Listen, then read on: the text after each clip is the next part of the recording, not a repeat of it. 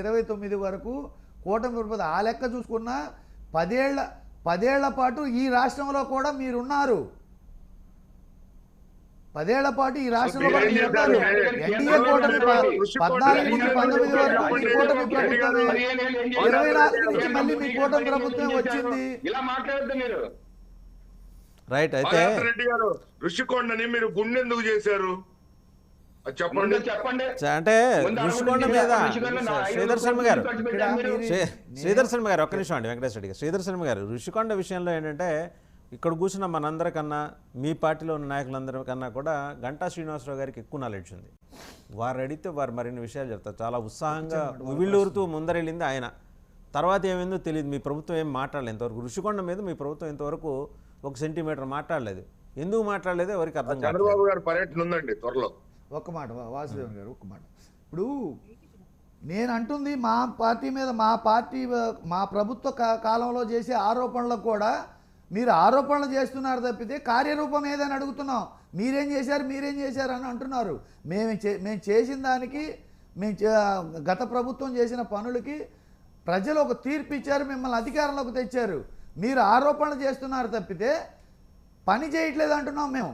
అది మీరు అది అర్థం చేసుకోవట్లేదు. అందులో ఋషికొండ కూడా ఉండొచ్చు. మీ పార్టీ స్టాండ్ చెప్పండి.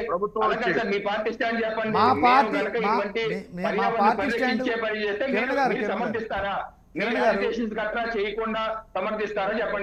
కిరణ్ గారు, మా పార్టీ స్టాండ్ మేము స్టార్టింగ్లోనే నేను చెప్పేశాను. ఏం చెప్పాను? ఆక్రమణదారులు ఎవరైనా ఆక్రమణదారులే, నేరస్తులు ఎవరైనా నేరస్తులే. మీరు చర్యలు తీసుకోండి. ఉట్టి ఆరోపణలు, ప్రెస్ మీట్లు ఇవి కాకుండా మీరు పని చేయమని చెప్తున్నాం. లెట్ us hope so అండి. అంటే వేరే అంశంలోకి వెళ్లే ముందు ఇంకొక మాట దీంట్లో ఆక్రమణల గురించి అదే అది ఎలాగో తీసేసారుగా. ప్రభుత్వం చేసిన మీరు అధికారంలోకి వచ్చిన తర్వాత కూటమి ప్రభుత్వం చేసిన గొప్ప పని ఏంటంటే ముందర ఆ రోడ్ ఒకటి క్లియర్ చేశారు. అదొక్కటే మీరు చేసిన, మిగిలినవన్నీ అట్లనే వదిలేశారు. అండ్ రెండో అంశం ఏంటంటే ఇప్పుడు ఈ ఆక్రమణల వ్యవహారం తెర మీదకి వచ్చింది కాబట్టి ఏ పార్టీకి ఆ పార్టీ ఒక డిమాండ్ చేయొచ్చు. ఇతరుల ఆక్రమణలు తొలగించండి అంటే అందరు ఆక్రమణలు తొలగిపోతాయి. ఇందాక కృష్ణాంజనేయులు గారు అన్నట్టు సమన్యాయం జరుగుతుంది. అంతేనా కృష్ణాంజనేయులు గారు?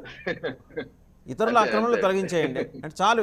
ఏ పార్టీకి ఆ పార్టీ ఆ డిమాండ్ చేస్తే 4 పార్టీలకు 4 ఇతరుల ఆక్రమణలు అన్ని తొలగించేస్తారు, అయిపోతుంది. ఇక రెండో అంశం వాసుదేవన్ గారు కేవలం హైడ్రాకు సంబంధించినటువంటి యాక్టివిటీ అక్కడ జరుగుతుంది కాబట్టే మాట వరుసగా మంత్రి నారాయణ మాట్లాడాడు. ఈ ప్రభుత్వానికి ఈ విధమైనటువంటి ఆక్రమణల తొలగింపు విషయంలో అసలు ఏ విధమైనటువంటి ఆలోచన కూడా లేదు. ఇది మీడియాకు సంబంధించినటువంటి స్టేట్మెంట్ తప్ప ఇంకొకటి కానే కాదు. నేను బల్ల బుద్ధి చెప్పగలను. చాలా బ్లైటెంట్ స్టేట్మెంట్ ఇస్తున్నారు. అందుకనే నేను చెప్తున్నాను, ఈ ప్రభుత్వానికి చిత్తశుద్ధి ఉంటే మున్సిపల్ శాఖ మంత్రిగా ప్రకటన చేసిన తర్వాత మేము ఈ విధమైనటువంటి కార్యాచరణతో ముందుకెళ్తున్నాం అనేటువంటి స్పష్టమైనటువంటి ప్రకటన ఈ ప్రభుత్వం నుంచి యాక్టివిటీలోకి వెళ్ళాలి. వెళ్ళకపోతే దానివల్ల ఉపయోగం లేదు. మొదలవ్వాల్సింది ఎక్కడి నుంచి మొదలవ్వాలి? ఖచ్చితంగా కరకట్ట దగ్గర నుంచి మొదలవ్వాలి. మంత్రి సత్యనారాయణ రాజు, అదేవిధంగా బీజేపీ వాళ్ళు, తెలుగుదేశం వాళ్ళు, వైసీపీ వాళ్ళు, అందరికి సంబంధించినటువంటి ఒకసారి రజనీ గారి దగ్గరికి వెళ్దాం. రజనీ గారు, ఇప్పుడు జనసేనకి అల్లు అర్జున్ గారికి మధ్య జరుగుతున్న వివాదంగా దీన్ని చిత్రీకరించడం వల్ల దీన్ని వైసీపీ సోషల్ మీడియా అడ్వాంటేజ్గా తీసుకొని అల్లు అర్జున్ని వాళ్ళ ఖాతాలో వేసుకుంటున్నారు, వైసీపీ ఖాతాలో. ఆయన పాపం మన తాడిపత్రి టీడీపీ ఎమ్మెల్యే పిలిస్తే అక్కడికి కూడా వెళ్ళారు. ఆయన ఇంటి అభిమానులు పిలిస్తే వెళ్తున్నారు, మాట్లాడుతున్నారు, కాసేపు స్పెండ్ చేస్తున్నారు, వస్తున్నారు. శ్రీశైలం వెళ్ళింది కూడా ఆయన తన స్నేహితుడు కాబట్టి వెళ్ళాడు. అంతేగాని వైసీపీ కండువా వేసుకొని, వైసీపీ జెండా పట్టుకొని, అలాగే ఆ ఫ్యాన్ ఒకటి చంకలో పెట్టుకొని వెళ్ళి అక్కడేం ఫ్యాన్ తిప్పలా ఆయన. దాన్ని మీరు ఎక్కువ చేయటం వల్ల ఇప్పుడు ఏం చేస్తుంది, మీరు వైసీపీ ట్రాప్లో పడేట్టు స్పష్టంగా కనిపిస్తుంది. YCP social media it's owning Allu Arjun కానీ తమ ఖాతాలో వేసుకొని ఓన్ చేసుకొని మీ మధ్య విభేదాలు సృష్టించే ప్రయత్నం చేస్తుంటే మీరు ఆ ట్రాప్లో పడిపోయి మీరు ఆవేశకావేశాలకు లోనవటం వల్ల మీకు నష్టం జరుగుతుంది. అది గుర్తించారో లేదో మరి?